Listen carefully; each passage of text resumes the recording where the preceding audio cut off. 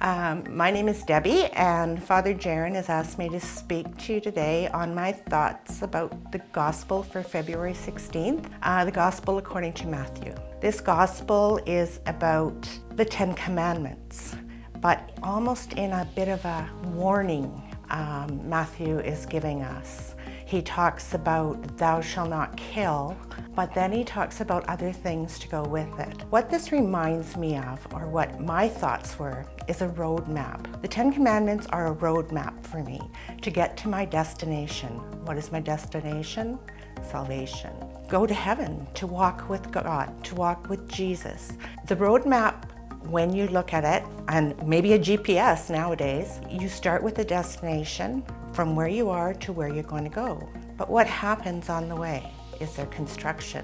Has the street names changed? Are you really following it closely? Paying attention to the different roads? Did you make a wrong turn? This is how we live our life. So when I look at that Gospel and I hear what he says about thou shalt not kill, what does that really mean? I haven't killed anybody, so does that mean that I'm safe?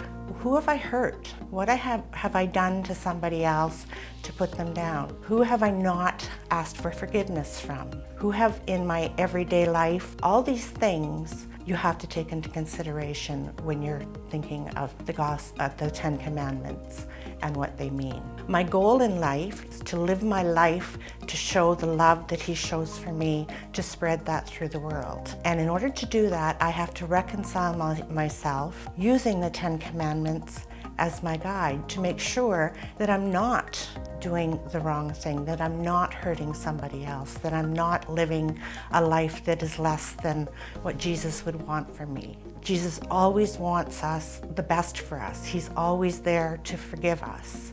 When I look at the commandment, honor thy father and thy mother, this touches home with me. Are we honoring our father and my mother because, yes, maybe we're looking after them? What are we feeling in our heart? Is there still anger? Is there still hurt? Is there things that are unresolved? How can you go towards Jesus and walk with Jesus and spread his word if I can't let go of the hurt and the anger and the things that are festering within? These are all important pieces to the Ten Commandments. There's a song that means a lot to me that I think somehow pertains to this today. It says, Jesus, come to the water, stand by my side.